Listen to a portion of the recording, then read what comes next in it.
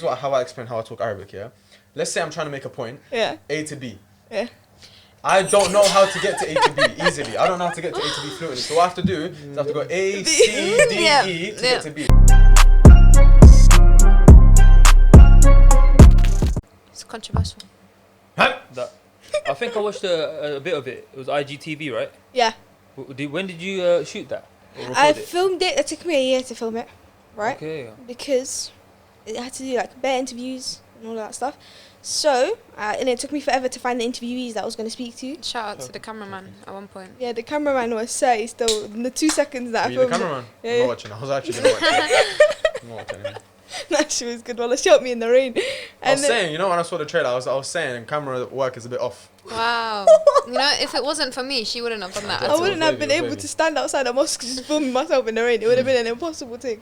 But yeah, it took me forever to get the interviews because I spoke to like some controversial people. First gay Muslim couple to ever be married. What, legally? Yeah, legally.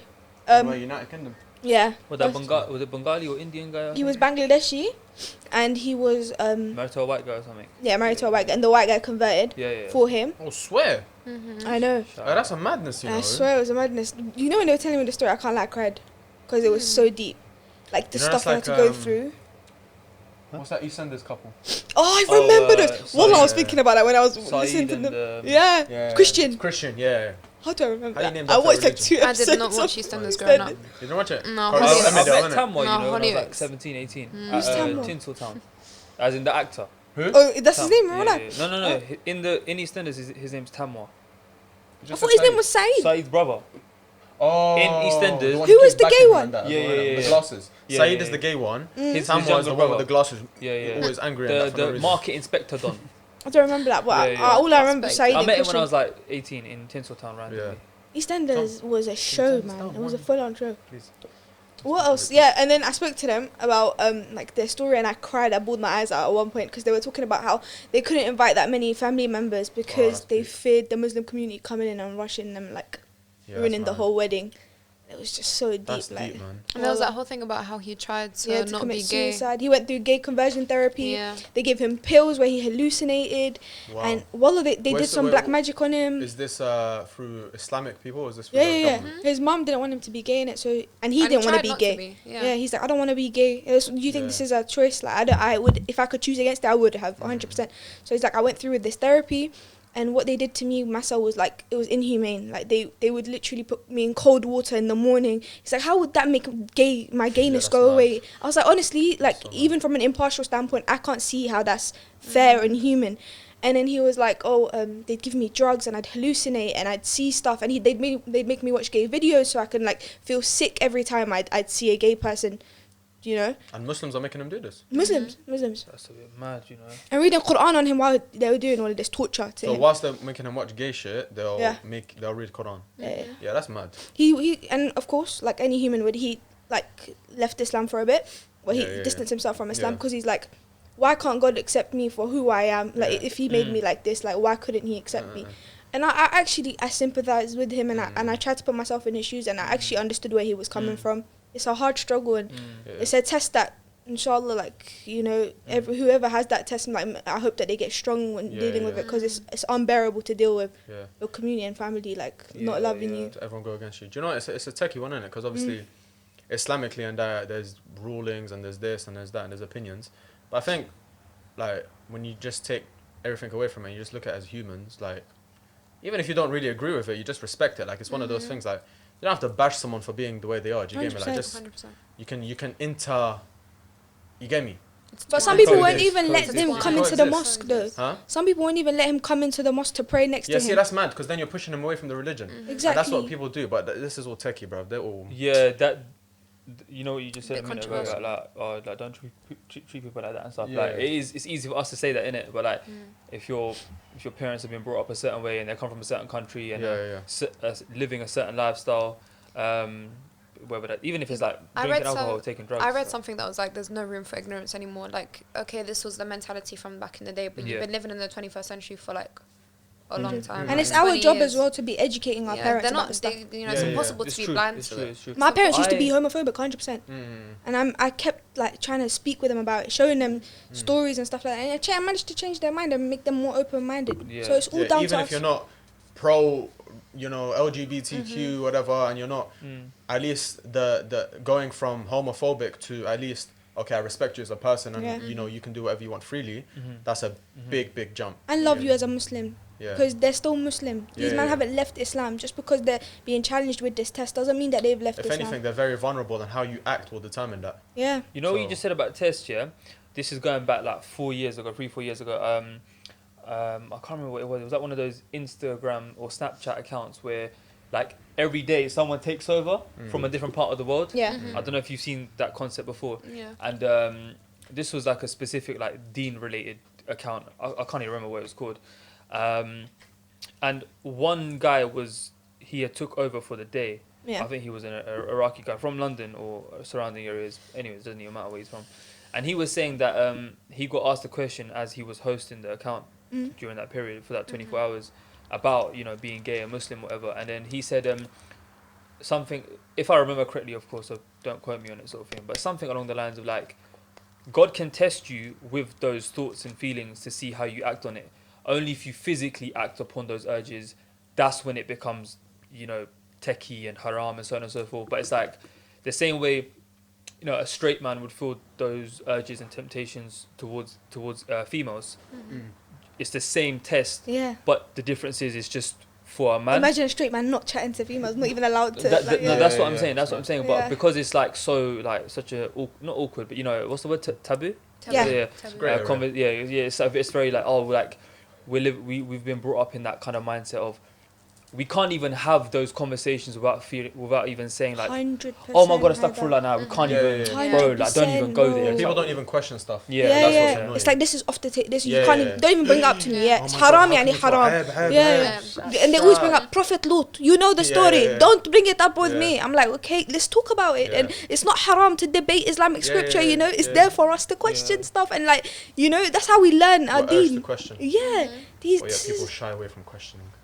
But that's how I know, they follow deen blindly. And as much as it's good to follow deen, like with your faith and be passionate and whatnot, we are told to iqra, we are told to learn and educate ourselves about our deen. So when we're asked by other people who are not Muslim, we're able to give at least some representation of what 100%. Our deen, preaches about. 100%. So what is the thing fully done now? Is the documentary fully done? Alhamdulillah. So is it forever. out? Yeah, it's out on my Instagram. Okay. I posted it. How long is it? At Masa 10 minutes. Oh, it's 10 minutes? Yeah. Oh, so it's like a consumable one. Yeah. It's not one that you have to like... It's my longest ever project. It's good. It's got, both sided... I got different area, like I made it very balanced. Nice. I got a conservative perspective or a centrist sheikh who speaks about why it's haram from a reasonable standpoint. And I got a queer imam, the first ever queer imam. That's mad. Yeah, he speaks about how... from France. Yeah. He speaks about how religiously you can justify homosexuality. Raw. Yeah. So wait, did you do a Skype thing or... Zoom? All Zoom, I couldn't because of COVID times, but I would have loved to go and travel and speak to, That's so interesting, bruv. Journalism's mad, Yeah, any topic just you want, find just people, go dig into just start messaging them, hi, I'm doing a piece on this and that. Yeah. And people are so open to speaking about their story. That's what I love. Love talking about themselves, bro. That's what I got. That's why you two started the podcast. Yeah, 100%, bro. Like, I've realised that, like, if you invite anyone onto the podcast, very, very rarely they'll say no. They love to talk about themselves. People are narcissists. Everyone just wants cameras on. Everyone loves attention, man. Yeah, that's true. I'm trying to say, when can I come on your pod, Hader? Have you had or have you got any upcoming stuff, or are you thinking about it? Right now, because uni kind of took a bit of life away from me, I'm trying to live my best life, like just feel no stress. She's a TikToker now, isn't it? I see her shining. Not proud of it, but Nah, listen, embrace it. I am actually embracing it. Whenever I see your post, I always like. Oh, see, this is why. TikTok's hard, I love you lot. It's hard to break into. I recently ain't been banging for us either. Yeah, man. Yeah, for us it's not good. I follow us. But you lot, the TikTok is good because you lot have like a loyal audience. You know what I mean? It's not spasmodic. I'm even talking from our personal TikTok. It's a bit tough, Yeah, no, you've been. I've seen your you've been doing good with the transformation videos. That's where I stopped. Oh, the man that do the car park lip sync and stuff. What? Where they link up with their mandem and they go to a car park and they start doing the whole. 1 second. Are you trying to like? Are you trying to throw shade on Hussein and Jan? When did I ever do? If he did that, it would just be the H podcast. He's saying, you know when like guys walk up and they all line up on a wall. Yeah. Then we'll start singing Mariah and like one would walk off and then the next one. Nah, our For You page is done. Yeah, my For You page is all about like meditation. Bro, people download them and upload them on Twitter. You're telling me you never seen that? Yo, this is like next level cringe. Like man, them like grown men.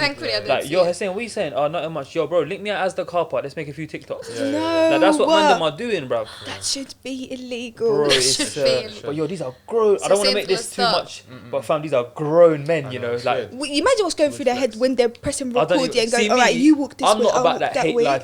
Do whatever you want. Stay happy. Live your life. There's no rules.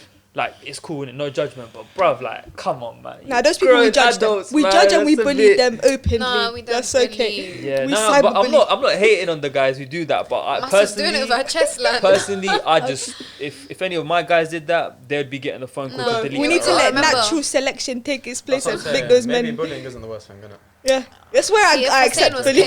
Quote Nucci on that, not me. Bullying is very wrong. If Nucci was king. What'd you say? If I was king, it would be. We were having this conversation in the car. If I was king, aggressive Iraqi, so aggressive. Different. Oh man, this world, 80% of the population wouldn't exist. Easy. Man saying just be him and his rifle, just chilling there. Before we carry on, because we're like what 5-10 minutes in. Yeah. If you're watching on YouTube, real quick, drop the flag emoji of where. Drop the emoji of the flag of whatever country you're from. Wait, does that make sense? Yeah. Do you know what I'm trying to say? Drop your flags. Wait. Where they viewing from or where they're from. Alright. So like what ethnically they think they're from. Obviously, I don't want to see bare British flags because I know we're all from the UK, most of us, but originally ethnically because today's conversation, as you can see from the title, or if you're listening on Spotify, whatever, targets for likes, Nooch, what are we saying? I'm not even doing that no more, man. Yeah, you lot have upset us, man. No, I'm not. Why? You lot have upset. For the past month, we've been saying this target. Come on, what's the like on what are you doing? Your video's done. Alright, then tell them. Beat that. Guys, we will not come back on this podcast if we don't see a million. Your video's a bit mad. Like every time we do, because they love controversy. That's you know how YouTube has like analytics and that, yeah, data and stuff. So as soon as we like release a video, like after an hour, after 2 hours, whatever, you can go on how it compares to the other videos in the first 2 hours of release. Yeah. So it'll be like video, like the latest video we released, 2nd out of 10, 3rd out of 10, 4th out of 10, 2nd out of 10, and it will never be first. And every time I look at first, it'll be your episode. Yeah. And then you guys gotta smash it this episode more than the last one. And I think those times we weren't even doing targets in that. Nah, we weren't. That's what I'm saying. Keep it natural. Yeah. Go with the flow. Guys, your audience love you. They will support you if you release good content. You know. Yeah. You get me? I can't lie. Our consistency has been. Impeccable. It's impeccable. Bro, the grind is I rate it highly. I'm gonna give it another year. Brand sponsorships, you know where to holler us, all of that. You get me? But were you not gonna say something? No, or should I segue into it? Like a bad beat. Drop the flag, of course. But in the group chat the other day, we were having obviously a really good conversation about what to talk about today, and it's funny because this is something I speak to my mum about on a regular basis. So as you guys know, I'm originally from Pakistan. I was born here, but my parents are from Pakistan. Very proud Pakistani. Shout out to my Pakistanis watching. But I feel like as much as I love my culture, my country, my people, the language, the food, whatever, there's so many like stigmas and just like so many things that we're not allowed to feel purely based on one factor. You were born in the UK. Yeah. And funnily enough, when I don't know which one of you two suggested it, but it doesn't matter. When I read that, I was like, we have been messaged about this before through our through our viewers, and I was like, we've had these guys on. It's come up again. It's probably fate. So yeah, man. What's your thoughts on being so we're second generation, right? Where are we though? I don't really know. Wait, it's different between us all though. Yeah. If we're not born so here. what classes as first gen? If you're not born here and you've come straight from the homeland. But I was the first one to be born here. No, then but you're you weren't the first second one gen. here though. Your parents were. Yeah, me and my mum and my dad came to this country. Together? Yes. So you're zero gen? No. First gen. You would just be called an immigrant, right? Refugee, yeah. Yeah. Sensitive. No. You know what? I'm not getting offended. No, it's not in a pirate way. I'm being like... Our parents are all immigrants. This guy's so immature. Do you know what? It's this country. It's made it like the thing immigrant. I'm an immigrant, bro. Yeah, I'm a proud immigrant. No, yeah, I was born here. And obviously you were born here. Yeah, but who else was born here from your family? Anyone else? Just me and my brother. Oh, okay. Yeah, so you and your brother would be second gen then? Yeah. Yeah. Yeah, I was the only one born here. Everyone else was born back out. Yeah. So my brother was born here as well. He always like rubs it in our face. He's like, you lot are not British, you know. The Queen gives me peas. You lot don't know. The Queen gives me peas. Yeah, The Queen gives. You know, if you're born here, right?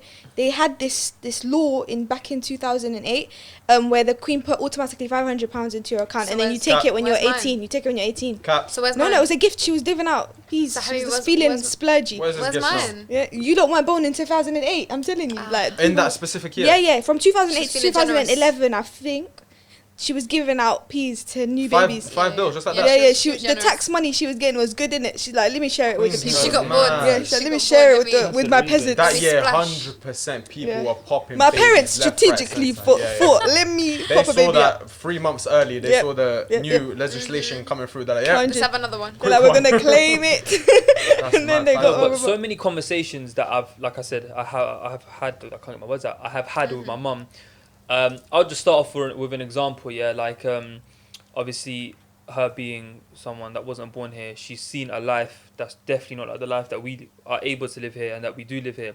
So for instance, if we're talking about, let's say, going to dinner or something, yeah, and the bill comes to, I don't know, like 80 quid. My mum, what? That's expensive. No, for a family of like 3 or 4. Oh yeah. Yeah, Let's no, say, that's for example, standard. the bill comes to like £80 or whatever, Yeah. or £90. To us, it's not really that deep. Let's be real. If let's say us 4 went out for a meal, £80 between us is not Fine. that deep, Yeah. yeah. £20 But then plus, it's I the was whole. doing the maths in my head like. Trust me. But it's the concept You and of like, maths. but this same £80, if you convert it, that's 20,000 rupees. In Pakistan, for 20k, you can not only like pay your bills for a month, but you That's can like also Damn. rent and Your parents groceries. do that currency. That's thing. what I'm saying, and it's like, Mum, you can't keep on doing that because there's so many factors to consider and reconsider. Like, bro, like first of all, like the currency is different. Inflation. Yeah, inflation. We live in different parts of the world. We live in the West. Was that? The West, yeah, we're the West. Service charge as Is that well, the don't East? forget Would about that would that count as the Yeah, East? Pakistan's east. Yeah. You know. Oh, you don't know South. No, South Asia. You lot No, South. no, but if like- you split the world in half, yeah. west and Oh. east. Yeah. As in, like, we live in the westernized part of it. Yeah. And there's so many factors. And then there's the whole charity and there's people dying and the whole concept of like when I was your age and it's Yeah. like Yeah. this conversation is They so rinsed needed. that When I was your And I'm age, so that is glad the we're having it rinse. today. Yeah. That's Honestly. mad. I've never had that. You've never had You've that? never, not once. When I was your age. Not like my pops maybe. No. When I was your age, yeah, but not like. If we go to like a restaurant, we get like a bill or something, and Do you have they older start from- siblings? That's it. Yeah. I have older They've had siblings. practice with their older Yeah, maybe. siblings. My pops is a bit still. Yeah. Like sometimes he like, do you get me a bit money, like, cause he's worked hard for it, innit? Yeah, no, 100. But I other than understand that, I've never really had that, to be honest. No, it's always but think about you're maybe like you're complaining about something and you're like, but what about the cousins back home? They ain't got Yeah. nothing. They ain't got. With charity, it's a problem in our community though, because they won't give to charities here. Like cancer research. My dad, I was literally having this conversation with my dad the other day. He's like, we have a problem in our community that, although it's amazing that we help out our countries back home and we give charity to our countries back home, we always turn a blind eye to charities here, like cancer research and all of that, and we don't give to them because we're like, we're better off helping our own people back home. And that type of mentality is wrong because you're not doing it for the sake of actual, like, you're trying to be a human and help people in need. You're doing it because you just want to benefit your own people. Yeah. And although that's great and good, we still got to escape from that mentality. We have to see each other as one unit, Yeah. not divide each other with our countries and whatnot. I think that is. Sorry, do you want to say something? No, I was just gonna say a random conspiracy, but I saw that cancer research ain't even a thing. Oh, sir. Apparently, they found the cure like years ago, but because Yeah, they make so 100%. much money, they're Oh, like yeah, I keeping think it. that's- We all know that. That There's- just came. Chemotherapy Yeah. is just an institutional thing that where they're trying to keep cancer in the circle so they can limit the population. What, 7 billion Yeah. people, you're telling me one Yeah, person doesn't know the cure for cancer? Cancer's biological That's warfare. mad. So you mentioned something. So we're gonna say something. No, I was just going to say about the charity thing. Like, even Yeah. my boy once, he asked me, and it got me thinking as well. He goes, yo, let's say I gave you, you had £50, and there's a random charity here that you can give to, or there's, Lebanese, Iraqi, whatever charity, who's going to, which one did you give it to? And then, like, automatically I was like, yo, like, obviously, like, my people and that. But it's interesting you say that, because 100% we should view each other As equally. well. But we always try to help you. And I saw a tweet the other day, yeah? Well, not the other day, like, I think like 2 months ago, 3 months ago. And the guy got slated for this, yeah? He was like, why are we always sending money back home to build mosques when we should be building education centers and we should be building healthcare like places and we should be building place to feed people and this and that.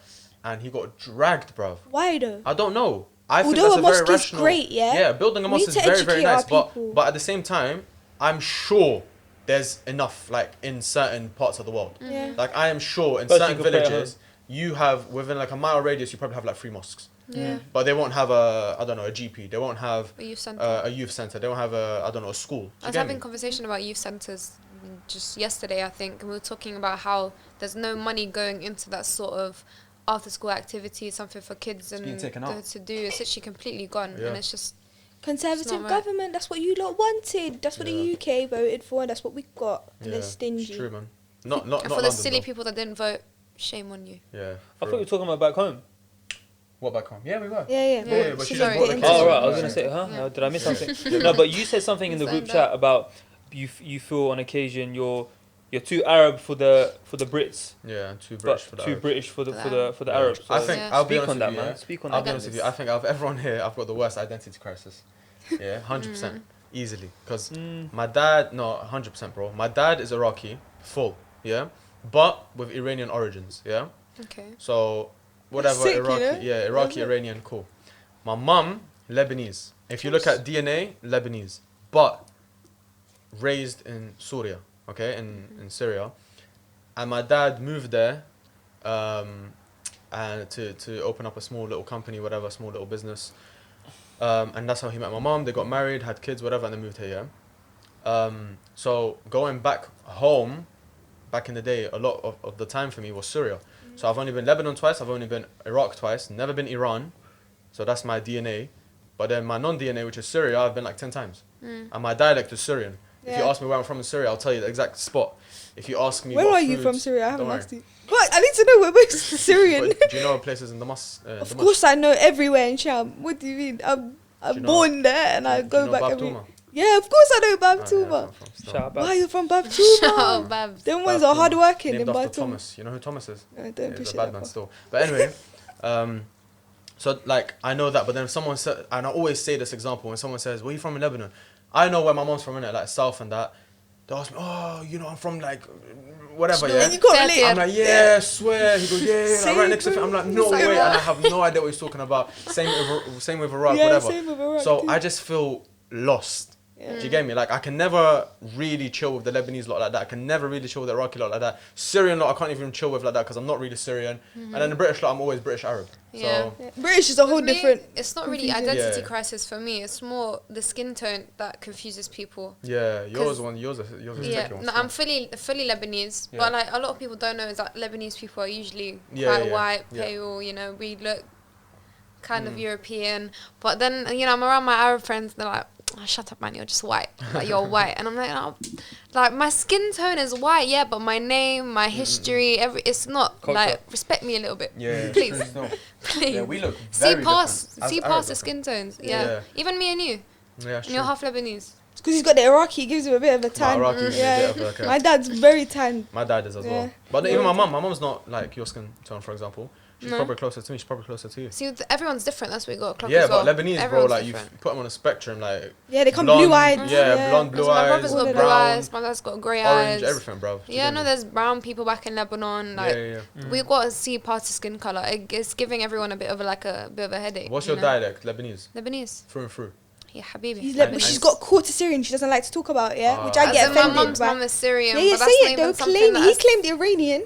Claim the Syrian, bro. Like I've never been to Lebanon. No, sorry, I've never been to Syria. I've done it. My dad did it. He found like everything. I want to do it. I'll tell you my results she goes on about how, you know, French colonizers, you're definitely European, and I'm just there like, bro. But we were all colonized. Mine's, I was like, my brother done it. Obviously, we've got the same DNA, and that's why I was like 2 for 1. He done it.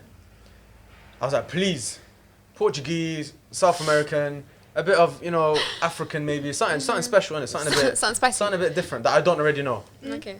48% Mesopotamia, 38% Levantine. I was like, bruv, what's the point? Standard, what's the point, bruv? Like literally where I'm from. 100. Like, so it wasn't anything surprising? Nothing. So I think like 3.8% European, which is normal. That's about it. How's that normal? Like it's normal, innit, bro? Like, because colonizers they mix with Europe, us. France. We've lived for years, so I'm not really too surprised with that. But yeah, man, it's mad, man. It's proper mad. I was actually watching a TED talk earlier today about this topic just to get some inspiration and stuff. And there was this young lady from Singapore. She's originally from South Indian descent, so I think she's Tamil. I think Tamil's the name of the language, you know. But yeah, but it's an ethnicity as well, no? Is it? No, Tamil's ethnicity. As well as the language. I had a friend who is Tamili. I don't know. No, it's just don't want to get it wrong. But yeah, she's basically that. Yeah, Tamil, yeah. And she was saying how she grew up in America. When she was 11, she moved to Singapore, and she was like, everyone there looked like her, but her school, which was an American English school, whatever you call it, like a private school. She was like one of the very few South Asians there. She got bullied and, you know, picked on for being brown and having curly hair, having darker skin, eating certain foods, packed lunch, you know, smellier foods. Oh yeah, I think I saw that video. Stronger scented foods. So she started to hate her culture. She started watching less Bollywood. She started to be embarrassed going out with her mum when her mum was wearing traditional clothing. She started to straighten her hair. And then she said, as I got older, I realized that I've been denying my identity, but this is like, I should be accepting it and embracing it. Do you get me? And I think for me, because the loyal viewers will know this, but I went to an all-white school. And I'm very, and maybe it's just because of my personality, and I've always been a very like strong-minded person. Yeah, just like it's always taken a lot for someone to like knock me down mentally, sort of thing. So like, even if I'm in a room and I'm the only Muslim there, or the only Asian, or the only Pakistani, or whatever it is, you embrace it. Like, I will never ever feel a certain type of way. If anything, I use that as a platform and an opportunity to educate others. So I kind of felt throughout my school career, let's call it, from year 7 to 11, I kind of felt I'm one of 3 Asians, one of 3 Pakistanis in the whole year group. Yeah, the way I see it is, I got to rep hard now, because more time for the next foreseeable future, whatever, how many years it is, school is 4 years, 5 years, I'm probably going to be the only Pakistani kid they're going to really interact with. So I've got to show them my morals in a certain way, show them my background in a certain way, show them why I don't eat certain foods, or why I don't drink certain things, and why I pray for this many times a day, or why I have to take this day off for this celebration, and why we don't do Christmas, and all these things. And I wouldn't ever say I've had an identity crisis, but because where I live, so as you guys know, or you may remember, so I'm from Watford, and where I live in Watford, it's a very multicultural kind of place. A lot of Asians, a lot of Europeans, especially a lot of Pakistanis where I live. But because I went to an all-white school, that influence, just to give you context, the school was about 20 minutes from my actual house. So even to the point where, like, if I started wearing brands like Hollister, Abercrombie, my hair was a bit longer. I started wearing skinny jeans. So you're losing it. You're losing yourself, right? Not losing myself, but just like, integrating a bit more. Yeah, just like community. For example, if the popular kid in school was wearing Jack Wills, in ends, Mandem didn't know about that yet. So I can't lie. Maybe if I started wearing Hollister in like year 9, I'm seeing the Mandem in ends repping it in year 10. Yeah. So it's not like I'm doing something completely different. But even in my own area, within the British Pakistani community of where I've lived my whole life, basically, even then I felt like at school I'm the brown kid. In ends, I'm the brown kid that is white. Yeah. When in actual fact, bro, I'll happily represent curry fingernails if I have to, because I eat roti with my hands. You get me? Obviously, I wash my hands. It's just me just taking a piss right now. But I feel like a lot of people, and I've seen it in my experiences, and this isn't a shot towards like the Indian community, because I've got a lot of Indian brothers and sisters. You get me? Especially those who watch this. But it's something I see heavily within the Indian community, like a lack of identity. I have a lot of Indian friends that I've made throughout college and uni and stuff, and like, you speak to them, and with the utmost respect, the most Indian thing about them is their name. Not trying to say if you can't speak your native language, you're not, eligible to claim your country, because that's just silly. Sometimes people just then genuinely didn't have the opportunity to learn. But it's like, I've noticed that maybe there's a lack of learning their language, or eating their cultural food, or understanding more about their faith and stuff. Of course, everyone's different, so I don't want to generalize, but these are a few of my opinions and thoughts that I've had kind of growing up. You get me? I think you're right about the language thing, like, not to judge people like if they don't speak it properly and if they didn't have the opportunity. But I still think it's it's a priority. You need to know your language because, for example, Arabs, if we don't know our language, it affects our religion. We won't be able to read the Quran, and it affects us when we go back home. We won't be able to build those important relationships with our family members, like your grandma. If you don't know how to speak the same language as your grandma, what relationship is there? What stories are you passing on to your kids? Your roots are gonna get weakened when you live in this 100%. Type of country. We have to hold on to our roots to an extent. And the issue of identity crisis, I feel like the biggest problem, the reason why we have an identity crisis is because of the education we have in this country. We get taught that our colonizers are the winners. They're the ones who write the history books, and they picture themselves as the saviors, and we were the ones that needed to be the help. When really they were the ones that stripped away culture from us, and that's why we're suffering from this identity crisis, because our families had to come to this country because there was nothing left in our homes, and we had to adopt their culture and their roots and their history and think that's ours. That's not our history. Unlearn all of that stuff. Let me ask you a question, all of you, but I'll start with you because obviously you got the mic right now. Who would you say? Where would you say home is to you? If I said, where is your home? Would you say UK? It's going to be cheesy, What home is? Where the heart is. No, but like, I'm talking specifically, geographically. Where is your home? I'd say Syria. Through and through. Okay, what about you? Go around, I need time to think. There's no wrong answer. I'm just genuinely It's hard though. I said where first came to my head. No, as much as I love Lebanon, like I'm Lebanese, I love going there. I love everything about it. I don't actually have a physical home there. When I go there, I'm with my family members. None of us do though. I'm at my auntie's yard. A lot of people have different homes aunties. a lot of people have yards there. So you would say here? So I would say my home is, What about you? Tottenham Court Road. Yeah, I'll probably have to say the same thing, man. Don't break my heart, guys. No, but that doesn't mean we love our countries any less. Yeah, not but like, what is home to you lot? Home is where your memories. No one asked me, you pricks. No, if I have to. No, where's yours? If I have to, like. I'll probably say back, even though I'm not from there. I would probably claim that more than I claim here. But that's not saying I don't claim my country. I'm not saying you lot aren't saying that, or are saying you're not going to claim it. But I'll come back to it. Go on. No, like, I'll always say home doesn't necessarily mean what you define as or what you ethnically are. Like, I reside here. I'd say my home is here, but my heart will always be back home. Yeah, do you get, like, I still call it back home. Even though I don't have a house there, even though I probably won't go there as much as I probably should, or because like my cousins, I don't really speak to them like that. Like, I can't just roll up to them and be like, yo, what are you saying? Like, you're free for like a week, I'll come roll down or whatever. I still call it my home because that's where my roots are from. Do you get me? That's where I've been embedded. I agree 100%. But where my house is, where I reside, like I said, where I live, here. Yeah, Facts. I would say the same, like in the sense of like where I reside is the UK, where I've been brought up and what I'm used to is the UK, but I'm gonna sound like one of those people, those in the comment sections we get like, this country, this, and F the Queen. I'm gonna sound like one of them dons right now, even though I'm not saying F the Queen, you get me? But I don't like the Queen. Yeah. What she do for me? But, I forgot the point I was trying to make now. Like this, okay, cool. I live here. I've been brought up here. I've been educated in this country. My accent's the same as English people, whatever it is. But home isn't. Where you said home is where the heart is. I think there's an element of, for my answer, there's an element to that as well, because it's like I reside here because the opportunities my parents didn't have back home, as you said. That's why we came here. If I was living in a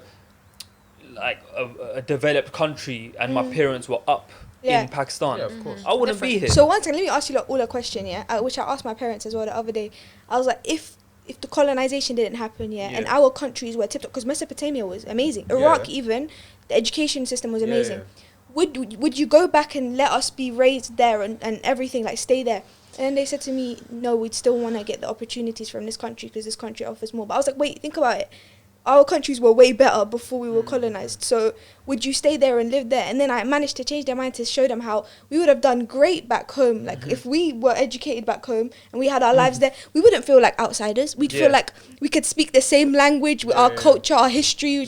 Our neighbors know each other from generations. Like we'd have all of those strong bonds with each other that we've lost here, No, I don't think it's completely lost. I think one great thing about living in Britain or the UK or whatever you want to call it is that there's so much diversity that you can't really feel lost, because there's a lot of our culture that's been embedded and been brought in, and like he said, teaching his classmates about his culture, and us teaching ours about you know, and you know, I saw like, for example, this Ramadan in Lidl or Waitrose, they had like a new Ramadan section, and they sold calendars. But then Sainsbury's poisoned us with dates. So. Yeah, that's also that. But I think there's a lot of diversity. It's all about balance. It's all about balance. Promote some, kill some. It's all about balance, man. No, but I thought it's nice. We're integrating and we're bringing it all here. You can look at the beauty in everything, but you got to still remember they brought us here, like. Well, I think that's the only reason they came here, innit? It's really for the opportunity. So if there wasn't any opportunities here and there wasn't anything else going for being here, I think the only reason they'd come here is just if they want to be, like, if they want to travel. That's literally it. Other than that, I think stay back home. No, not stay back home, but like stay where you are, where your family, like you said, where your neighbors have known each other for decades and generations, and you know, your grandfather used to, you know, go to this, own this shop, and do you get me? It's just it feels like, you know. Like right now, I don't even know my ancestors like that. Like I feel like I'm just lost. But that's a sad thing, bro. Do you know that? Back home, like I could say my great granddad walked the street. No. You know when you go, like, for example, 11, whenever I go down the street and they're like, oh, they haven't seen me in years, so they'll be like, oh, what's your name? Like what bed, like what house do you belong to? Like what bed? I'm like, oh, I say my surname, and they're like, oh, and they tell me all this shit, and I'm like. I don't know you. They literally, I'm like, I don't even know. Bro, the worst is when they take advantage of that. You know, if they know you live in London or whatever, and they're like, bring me this when you come from. No, I've never bring had me that. shoes, bring me all of this, and they know you're from London. They treat you different. It's like fake energy they give you. Oh, okay. And they're like, extra, behind your back they'll be like, oh, she's white, or she's from London. She thinks different. Or one time I went to Turkey to see my Syrian. Yeah, they all think we're up. Bro, they're different with their mentality. One time I went to Turkey to see my family, and then my cousins behind my back were like, "Oh, I was wearing, bro, a long midi skirt, and they're like, "That's haram. Like, she lives in London, so she's lost her religious roots and all of that." I was like, "Wow, like these guys want to judge you on anything. Like even if you're the same as them and you hold tight to your roots, you try your best to hold tight to your roots, you're still gonna be judged if you go see your family from back home." There's struggle. You try to hold on to that. You kind of get judged, but then you can't like completely go off it because you'll get judged again. So it's like, where do you, like, when you go back home, how do you act? Like, because I haven't been back home in years. Like last time I probably went back home was probably like 2011. So I was a kid, like I didn't do anything. I was just running around being silly. But now if I was to go as an adult, you want to see it all. I want to see it all, 100%. I want to see it all, but at the same time, how do I act around these lot? Because they bust joke, I'm not laughing. Yeah, fair enough. Do you get me? They say things. I don't. So the languages and that, exactly. It's so awkward. But we're slow with it, With like, for It's example, so if we were to speak Arabic, we'd understand each other perfectly. Yeah, because we got that little. Yeah, but then I go back to Lebanon and they're like, Arabic مكسر, like they're saying like my language is broken, like it's not proper Arabic. Like over here, I think my Urdu's pretty good. And then we go back there and they're like, I think I'm genius in front of them. Yeah, we're all speaking Arabic and we understand perfectly. So I'll let you finish. No. I was gonna say, like, I think, especially in the UK, that my Urdu compared to other British Pakistanis, respectfully, I think is probably a bit above average. But then when I speak to like the actual Pakistanis, like the Pakistanians, the Pakistanians, the real OGs, I'm like, raw. I'm stuttering right now, bruv. Like I can't get. I speak like a kid when I speak Arabic. I got interviewed by Arabic TV channel. It was the most embarrassing thing. The football game. No, I sounded like the beauty when she does her makeup tutorial. This is what I do. This is how I explain how I talk Arabic. Yeah. Let's say I'm trying to make a point. A to B.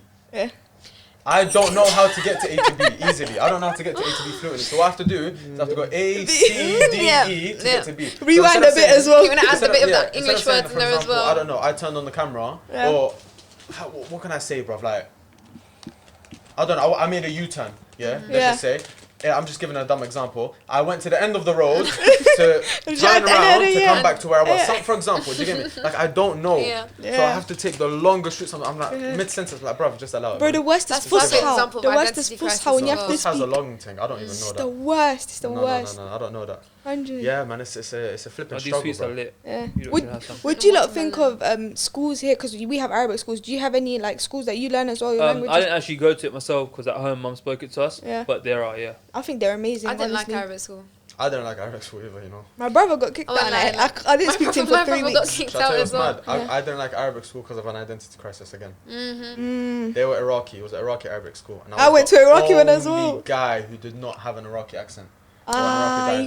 Same as well. I had a Syrian accent. So left out, and I told my mum, listen, allow this, man. No, I think mine was like pretty mixed, but I don't know. I just didn't like. You went to a mixed Arabic school? There were none in where I lived. Mixed, but I felt like there was, from what I can remember. But I was that kid that had their earphones like in their jumper, and I'd sit in the back of the classroom like this. Like that was literally me the whole of Arabic school. I didn't. I thank God every day my mum forced me and woke me up for Saturday mornings to go to Arabic school. No, I only went until like I was 6 or 7. No, I left after my brother got kicked out. I was like, if he's dipping, I'm going to. Why did he get kicked out? I think he joined a gang. In Arabic school. In Arabic school. What? How does that happen?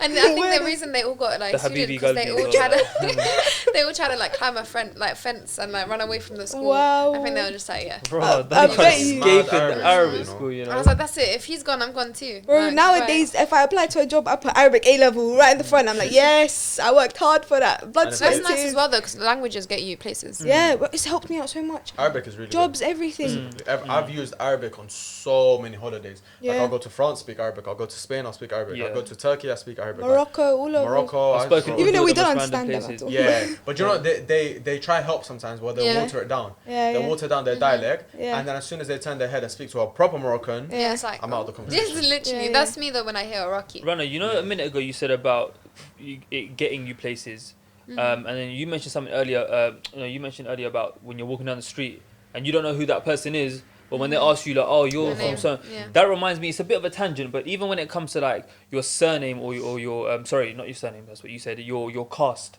or like your family tree, your lineage. What's the word? Lineage. Yeah. Like obviously we're similar culture wise, but obviously we're from different countries. There's going to be differences in it. But like even for me in the UK, I can. And this is wallah. This isn't me. Like this is no cap. This ain't me trying to like gain brownie points and be cool in front of you lot. There's been times where like I've even been into like a kebab shop or like a fish and chip shop or whatever, and the uncle behind the counter has asked me like, oh, so whose son are you, or what where are you from in Pakistan? And then when he kind of finds out and gets a gist of like, oh, this kid's related to my man, and that guy is from this family tree, and this is his caste or whatever it is, and suddenly you're getting more respect. let me oh, don't worry about the bill. Let me give you a free can of Coke with it. And it's just like, raw, like there's that side of things as well. It's like, bro, but imagine back home the benefits you would have got. Even when I go back home, like the whole shop. Knows. Everyone knows. But everyone knows everyone there, so now that would not happen. Yeah, it's true. No, but it's just like, like imagine it's like a proper good uncle, time. why are you treating me differently, bro? I live in Watford. I was born in Stanmore, G. Like, but it's still nice. Because don't get me wrong. They like the fact. Appreciate it. They like the fact that something back. There's home a bit of home in here. You get it? It's like that reminisce. Like they're reminiscing back home, and then by meeting you, they're like, oh my god, this is getting me in touch. I'm just maybe I don't know if you guys can you relate to that at all? No, I can't. To be fair, relate. I don't have a lot of family, like friends or. For me, not based on family though. If I were to go to like a shawarma place and they're like, oh, where are you from? I'm like, I'm Lebanese, and they'll be like, oh, I'll be like, oh, you're Lebanese. Happy take this, take that. I'm like, that's because you're female. It's not because you're Lebanese. And well, they're Lebanese too. Maybe that's so many Lebanese people in London. Gonna do that to me? Oh yeah, where you from? Habibi, of course, he'd be like that to you. I'm not gonna give a shit, man. It's just because you're female. For me, sometimes it's. So they want to know because if they're from the same city, maybe, then it might be a bit. And then that's where I get a bit nervous because they start telling me I'm from the next city, this place. I'm like, but don't lie, you have a little bit of a prejudice inside you. I have it as well. Yeah, someone's from the same city as me, automatically love them. Oh yeah, 100%. I don't care. Don't tell me nothing else about you. I love you automatically. Like I can't. Really I have that. I always get confused at the fact that when you meet someone that's from the same country as you, and they instantly think, oh, there should be a connection here. This is something we can relate on. Especially in London. I don't know. What for you? No, it's not. It's a sieving process. It's a sieving process. Not instantly. No. I didn't actually chill with any Arabs up until the age of like 18. Literally same. As in her and the group of friends that I made like about a year ago, probably the first like proper group of Arab friends. Yeah, I can't. I've been connected to my Arab roots from young. Like. I do regret that though. Like I do have a side of me where I'm like, I wish I did speak a bit more Arabic when growing up, and I wish I did chill around the Arabs a little bit more, just so I still have that bit of that identity. It lessens your identity crisis so much. 100% it does. 100%. And then at least by then, like let's say I'm chilling with Iraqis, maybe I'll feel more Iraqi. Maybe if I'm chilling with more Lebanese, I'll feel more Lebanese, etc. But I wouldn't. Would I do it if the right friends presented themselves? Then 100%. But at the time, no. Yeah. I don't know. The Arabs I used to like be exposed to weren't really good people. Arabs are patriotic. That's the problem. That's why what I've learned. Like, they love their country a bit too much. Everyone's a bit patriotic. I think Arabs, like living here, and then you can tell me what you think about like the Pakistanis and like what like stereotypes they have. But I feel like 3 things growing up for me played against me being an Arab. Yeah. I think number 1, they either think obviously you're radicalized or whatever. If they're silly, Arab terrorist, a joke, but whatever. Yeah, like that's number 1. Number 2 is they think you're mad rich. Yes. That's number 2. Or number 3, that a tiny bit. Yeah, number 3. Oh, you're Arab. Oh, you got money, bro. You got money. I'm not gonna lie. Arab money. Oh, you're rich. No, I'm your thinking, money. bravo. If only you knew. Number 3 is they just think you're so big-headed. Like you got mad ego. Yeah. You're very like proud of yourself. You think less of others. Because there are Arabs like that. Let's be honest. Yeah, they've ruined the name of Arabs. Yeah. So I think those 3 things played against me being an Arab growing up here. I think. Justifiable. What I'll probably being Pakistani? I don't know, like what, as in like people's assumptions and stuff like Yeah, that. like I'm assuming food, for example, that must have been a bit Oh of yeah, like curries and stuff like that. But nothing, bro. I'll be real, G. Do you know what, I can't really think of anything that stands Because out. Pakistanis have worked so hard to build their presence in this country. That's How true. long have you lot been here? Like That's what I was gonna say, you guys have been generations here back. more I think than we've us. been And here. Iraqis, no, I think and we've been Iraqis. here since like Iraqis, 80s or something. 50s or 60s. That's what Yeah, I'm they've saying. been They here for came time. from You lot improved the country Same way more. as like Caribbeans, innit? Same as Yeah. Caribbeans. Yeah. A lot of them have From the come here Windrush, yeah. since 40s, 50s. Yeah. And You you know believe what they you tried were to saying? kick them But out? do you know what I like about them? They've kept their identity. Like they Yeah. still know Jamaica. That's it, building a they still presence, know. bro. But if you look at African Americans, Yeah. they're all African Americans. Like, I've spoken to so many Black Americans. I'm like, oh, so like, where you from? America. Oh, America. No, but like, where? Ohio. Because the racism That's is it, stronger I'm there, bro. thinking- That's I'm why. thinking So there's where? a fear. But African American, they don't know. Like, probably I don't know. Probably like Nigeria or something. They Yeah. don't know. That's a They don't know if probably. they're from Jamaica. They don't know if they're from Trinidad. They don't know Yeah. if they're from Ghana. They don't know. Whereas here, at least, if you ask a Black person where you from, yeah, I'm from here. Yeah. I think Jamaican, but originally Nigerian. I think Do you think Nigerian, it's but because it's originally we're Ghanaian. smaller, bro? In London, we're smaller, right? So like you gotta hold on to your identity much stronger here because it's like it's what makes you different to somebody else. Do you know what I mean? Whereas there in America, it's like more. I don't know. It's massive, number Yeah. one. But number 2, I think they've purposely tried to Eradicate. filter it out. Yeah, Whereas racism is here, a big deal there. You came here, like here, Africans are so proud of their Yeah. identity. Everyone is. Shout So I out think when you're saying Caribbeans are that, In so proud of their university, identity. They rep so hard, man. strong. They rep And hard. look how much it's influenced. Yeah. Yeah, The like our even culture. our, UK even our culture, language, Bro, and my our lingo, language, our the way I slang, speak, the way I dress, music. sometimes like it's influenced us, and we've influenced them. Whatever, innit? Foods, 100%, music, man. whatever, innit? In the States, for example, that's non-existent. Like whatever the States wants to happen will happen. Do you get me? There's no. If there's any influence, it's African American. But what is that influence? Like Yeah. Where Race does it- only where does comes it into stem play to? when it comes to politics over there. Here, Yeah. it's your identity. People of color here, it's way different. They're like we love culture, we love learning about culture, and we're more open to learning from different cultures. Whereas there's so much hostility and division between their society that Yeah. they can't look beyond race, let alone embrace Very their true. cultures. Yeah. You mentioned something a few minutes ago about kind of having a disconnect as a kid with Arabs. So you said you didn't have many Arab friends, No. and frankly, you just didn't get along with them, right? No, yeah, the ones that were around me or Yeah. something, I just didn't get them. This is something I've seen a lot in different cultures as well. Like, I've got Albanian I was friends gonna say that, yeah. and Kosovan friends who don't F with their people. I myself, being a Pakistani, as much as I love my country, like I said to you, lot, if I'm deep in it, most of my close friends are Arab. Like, don't get me wrong, I've got some brothers that are obviously Pakistani and, you know, they're very dear to me and to my heart. But when I deep it on a daily basis, I speak to my Arab friends more. Yeah. I go to my Arab friends' houses more. You know, I've started to have more cuisine that's different as well. And yeah, no, it was just a very interesting point you made. Yeah, no, I think, same. I don't know. I don't know what it ties down to. Are you trying to escape it? Are you trying to, maybe you're, like, for example, I can speak on behalf of my friends.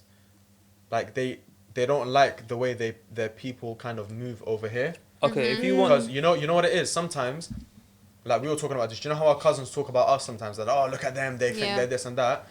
Sometimes, not with us, but sometimes it is justified because a lot of people do move out here and they think they're big shots now. Yeah. And they think like, oh, I'm going to stunt in this car and this, and when they've got nothing. They came from nothing. Yeah. And They now forget who they are. Now they Yeah, forget, don't they get a forget where little you bit came of from. paper, Yeah, they don't get a little forget bit where of you this, came and that's it. They've lost everything. So Every disappointing. moral that their parents taught them, every hard grafting that their granddads and grandmas put in. Every sacrifice they've made. All now just for a little. Yeah. Just for I think for me, exactly. this is just me personally, so I can't speak for everyone else who can relate to the point you made. But like, I think for me, one of the main reasons or the biggest reason that I kind of don't really have the biggest liking or attraction towards my community in the sense of like being as homely and close to them is because it's a very toxic community. Like, I do podcasting, I do content, my face is out there.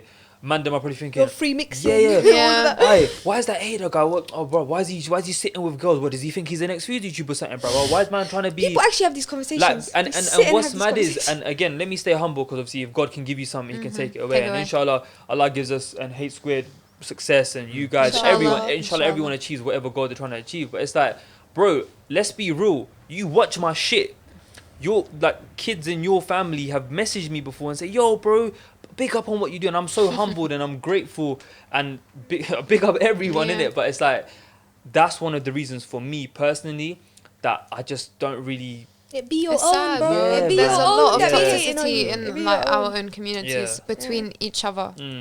So too much judgment. Especially competition as well. Competition. They don't want to see you do good, because they're like, it could be me instead. You know, I could be that representative, or I could do good or whatever. It's just too much unnecessary competition. ASAP. But it happens even forget the youth. Like, it happens with the older generations as well. Like, some of them are the wealthy, way another that family is wealthy, and they're like, oh, look at so and so's family, they done this. They're always so gossipy. Like, I don't know what it is. Like, with if anything, our cultures. Guys, but if anything, you're a minority here. Stick together. Stick together. Like, for example, the Jewish community do an amazing example of that. Do you get me? They always buy from each other. They always support each other. They always. That's one thing I think, regardless of what we think of their, what's going on recently and stuff with the Free Palestine. Yeah. Free Palestine. Free Palestine. Yeah, all of that. I had to get a quick pause in. But that's one thing you can't. You gotta give it to them, man. Yeah. No, them man stick together, bro. Yeah, there's nothing against the but Jewish do you know what made community, them stick together? Oppression, right? We're going through that oppression right now. Let's see how it goes after we've overcome this oppression. You know, let's see if we do stick together like the Jews stuck together. Recently we have stuck together. Yeah, with the Palestinian protests. Well done to everyone. I who saw some went, silly beef on IG Live the other day. About what? I'll tell you that off camera. I mean, it's not that deep. It was just like, it was in regards to the Palestine protests and stuff, and there was like a Lebanese girl saying, but this, that, and a Palestinian. The one where they say, is it when they say, oh, you didn't show support for Lebanon or whatever? You want us to go to something apparently. I don't want to start. Off camera. Yeah. Apparently, you know what? I'll just get your opinion because you lot are Lebanese. Just real quick, but apparently there's a stigma that Lebanese people dislike Palestinians. Or some shit like that. I have never heard of that in my entire or vice versa, 20 years of being a Lebanese woman. Or vice versa. I thought it was Lebanese and Syrians dislike each other. I don't know. That's balls as well. That's crazy. Lebanese people, like, Lebanon has brought on the most Syrians, and Palestinian people. As in Lebanon, there's Palestinian, Syrian camps everywhere. Yeah, that's what seemed to be the theme. But there's good and bad in every. Yeah, no, there is. Well, toxicity everywhere. How do you think the future looks for us, like for who? For our ethnicities, for our in the UK or in back home? What do we do from here? Here, like, we're first gen. Yeah. Do you think second gen are gonna have an identity crisis? Do you think third gen have an identity crisis? They might start losing themselves a little bit more. It gets better at 5. That's what that's what I've seen with the Pakistani community. Fifth gen? Yeah, fifth gen, they start getting involved in politics. They start changing stuff in their own, and like they want to see. Sadiq Khan's mayor, innit? Yeah, like, look at that. That's amazing. No, but I think it depends on how much like our first gen and second gen holds on to our culture. Yeah, that's why you gotta hold on to your culture. Like with me, when I get married and have kids, inshallah, I'll be speaking strictly Urdu at home. Yeah. Oh, this is a good one, guys. Would you marry? Okay, basically, I've always been open to marrying outside of my culture and looking into it. But now that I've seen like the identity crisis problems and whatnot, I can't lie, a thought in my head has gone through where I'm like, maybe if I marry someone from my own culture, my child won't have an identity crisis, because my mum and dad, they're very Iraqi and Syria isn't that far, but they're Shia and Sunni as well, so that was also a difference, and I kind of got confused in the middle. Maybe I want that to not happen to my kids, so 100%. I considered then you find maybe if I marry a Syrian. Huh? Do you not find the beauty in the mix? I love it. I love it. I was gonna say that. Yeah. But I also want my child to be able to say, yeah, I'm Syrian and I know everything about Syria, and not leave one to the side. Like, I've always left Iraq behind and not learned to appreciate both the cultures. Like, Yeah, you can. I think they'll always go to have a one balance. side more. Yeah, but at the same time, I do like that. I do like the fact that it's mixed. I like that. I don't I I wouldn't want, because it's about sharing our cultures and communities as well. I haven't known any different than being more than one race. Or I'm Arab, but do you get what I'm trying to say? Like more than one nationality, or whatever. Yeah. So I love the fact that Iraqis are so different to Lebanese, and Lebanese are so different to Syrians, and Syrians are so different to Brits, for example. Yeah. Like I love that. So I can't imagine, from my mum's side, just Iraqi, from my dad's side, just Iraqi, or Lebanese and just Lebanese. Have you ever wondered though how it would be if you were just Iraqi or just I haven't. Syrian? I kind of like the way I am. Like I'll be honest. Yeah, it is an identity crisis. But the first time I heard Hussein speak Arabic.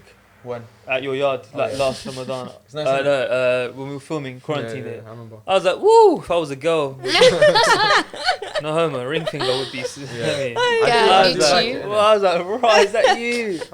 My guy, mashallah. That's another thing, if you get married to someone, the lingo, you don't want to talk so behind someone's back, it's tough. You could just, But I think, like, kids, bruv, if they're exposed, I think one thing, if you really want your kids to hold on to their culture, take them back home as much as you can. Yeah, but also kids are really smart. If you're teaching them 2 languages at a young age, they will learn it. That's what I'm saying. So you just gotta like be stuck on it. 100%. So let's say, for example, I marry Pakistani, whatever. Let's say I marry Pakistani, yeah? If I take my youth, see, this is where it gets me confusing, because where do I take them from me? But anyways, let's say I take them every summer, I take them to Syria, yeah? In that same summer, we go Syria, then Pakistan. Then we come home. Or in the winter, we go Pakistan. Or whatever it is, yeah? Number one, they're talking to their cousin. You know, when they run around and they play with their cousins and fall over and shit, they're speaking that language because they're forced to. Their friends, their neighbors, whatever, they're forced to learn that language. And number two, it just brings that little connection with home. Like I found the people that don't speak their own language didn't go back home growing up. That's what I found personally, living here. Who didn't speak their language? Who don't speak their language right now, who don't speak their home language, didn't go back home as you. Oh, okay. Like I know some Algerians, for example, didn't go home, never been to Algeria. You know what? That actually, shit. I never deeped it, you know. Yeah. That actually makes so much sense. It's so true. Can you speak an Iraqi dialect? Yeah, I can. But I don't. All you know is shakumako. That's all we know. That's a banging one. Yeah, I can, but it's forced. Yeah. You can tell in it. I'm putting it on. So do you know if there's like one, like a word, for example, that's different in both dialects? Would you know both the words for that? Yeah. Mostly I do. But there's weird ones that I've learnt to understand. Yeah. Like my dad will say something. I'm like, Mum. No. Literally. Your mum understands your dad. You know when I'm at her house and like her family say something, I'm there like. Yeah. You're moving like, we speak Iraqi, we speak Syrian. No. As in what was it? We were talking about the word sock. I think the word sock. What did you guys say? Oh yeah, jirabat. I was like, what? Kilset? Kilset. No way. Kilset. That's crazy. You guys say that. Depending on like what kind of Urdu you speak. That's crazy. Did you hear that, guys? They have the same. How do you say soap? Soap. Sabun. That's mad. How do you say chair? Kursi. Oh my god. Do you think it's Islam that made the language similar? What do you think it is? Emperor Shah the Great. He basically conquered. Right. I'm joking. I know. I knew it was sarcasm as soon as you said that. He's so good at waffling. He makes it look natural. Literally. Did the Ottoman Empire reach Pakistan? Lord knows. He probably knows better than me. I don't know actually. Why are you lying to the people? Definitely reached our sides though. One thing that we've spoken about before is, I don't know why, not me personally, but growing up, Asians have had this obsession with wanting to be Arab, or I get complimented when I get mistaken for Arab. Yeah, I've heard of that. It still happens. Sad. I don't know why. But then I also hear like Arabs making fun of the whole shisha thing and everything, and like, they're trying to be like us. The shisha thing? Because like there's a stigma around brown boys and shisha. Yeah. But doesn't everyone do shisha nowadays? Yeah, no, but it's because it's like an Arab thing. Brown guys go heavy. Can't lie, there was one period of my life where I was. Yeah, no, but like I've seen like newlyweds walk into like shisha cafes and that. You've seen it, innit? What did you say? Newlyweds. I don't know about that one. Yeah, they walked into a shisha cafe and just had shisha, like her and her dress and everything. No. Yeah, it's mad. Oh, I've seen the sound. Dedication to lung cancer. It's real. It's mad. Oh, what did you just say? You asked me something just before she said that. I was gonna come back to it. Sorry, why though? She said why? Oh yeah, you were talking about how a Pakistani was going to be Arab. Okay. Yeah. First of all, mashallah, you guys are very beautiful people. Your language is also. Is it the big noses? Is that what's beautiful? The language from as an outsider, like I said, when I first heard him speak it fluently with his mum, I was like, wow, this sounds phenomenal. You know what I'm saying? I don't know what it is. I really don't know what it is. Can I tell you my 2 cents on it? What I think it is? Yeah. He's about to be vain. I literally just think it's a stigma about skin color. It's deep rooted. Yeah, Like, a lot of it comes from. I'm sure a lot of Pakistanis, for example, when they get complimented that they look Kashmiri, for example, or whatever. Yeah. Kashmiris are known to be a bit lighter, right? Yeah. So they'll be like, oh, thank you so much, or whatever, you know. Like, I think the fairer you are, the more beautiful. So you look past the skin colour, it is guys. a very toxic mindset. Like you said, the more fairer you are, the more prettier you are, which is toxic. very wrong. That's probably why, because obviously Pakistanis are generally darker than Arabs. So when maybe they get compared to Arabs, Arabs might be beautiful in this place and they might be beautiful, whatever. But I think it ultimately comes down to just the beauty standards we've been sold as. Fairer is. Everyone's beautiful. But I think that you guys as Arabs can probably relate to that within yourselves. Like as an outsider, like I may think, oh right, because he's Arabs or Arabs, because he's Arab or she's Arab, I think highly of her or him, right? But you guys being Arab, you probably think to yourself, bruv, what are you talking about? Like, I'm just literally a normal guy. Mm-hmm. I'm a normal girl. Like, no, but that's what I get sometimes. You know what I'm trying to say? You know when I said those 3 stigmas that we get, or 3 stereotypes? The third one about us being big-headed or whatever, I've gotten that a lot. Like, I'll be talking to someone, and they're like, oh, God, you're Arab. I'm thinking, what do you mean? And they're like, oh, you lot think so highly of yourselves. Stop the conversation right there. Yeah, but I feel like everyone's a bit patriotic. No, but do you know, but there is a truth to it in some parts of the Arabian hemisphere about Arabs do think there are some Arabs do think they are better than the rest, but to generalize and say that all exists Arabs in every community. That's what I mean. Every community we have that issue. So solution-wise, let's say someone's watching this right now, or someone's listening to this right now, and they come from a certain country, whether it's a South Asian country, even if it's something not even Asian or Arab, just wherever you're from, and they feel somewhat disconnected with their roots. What would you guys say they could do? Like, take some tangible actions to feel, just be proud, to feel more involved with their background and culture. Maybe, like, you know, if you, for example, meet people from the same background, join, you know, societies, or watch people from your native background, maybe that YouTubers or movies, exactly, podcasts. Like podcasts, H-Square podcasts. Educate yourself as well. Just educate it, literally read up on your history. Your people, what they've gone through. I was going to say that, That will make you, by yourself, it will spark this, like, this passion for who you are, and it will make you think, oh my God, this is where I'm from, this is my heritage, and there will be no doubt in your heart that this is all you want to represent, and you want to hold tighter to it. And then you'll move back to the idea, like, that's back home. I think humans have a one of our instincts is to feel part of a tribe. It's tribalism. But once you feel part of a tribe, like, you feel connected in a way. It's that's human. Why sometimes, like, everyone's just looking for a connection. 100%. That's why sometimes, like, as soon as, if everyone here supports a certain team and you support the team I support, for example, I feel that instant connection with you, because it goes back to that tribalism. What team do you support? You're probably an Arsenal fan. So, we are Arsenal fans, So, man just looked at me like... so I think I think there's no feeling like learning your history and finding out where you really, really come from, and like I said, where your granddad walked, like the steps he took, like where he grew up, like your great granddads, your ancestors, where they came from, where they migrated from, their journey. There's no better feeling than that. Like, that's a deeper thing, isn't it? Like, when I've read into it or I've looked into it, I'm like, wow, bruv, and it just takes me back there, and it just makes me feel so proud. So I think that's one thing. Another thing is just try visit home, wherever home is. Wherever home is. So if you're Jamaican, go to Jamaica. If you're Nigerian, go to Nigeria. If you're Arab, if you're Lebanese, go to Lebanon. Pakistani, go to Pakistan. Whatever.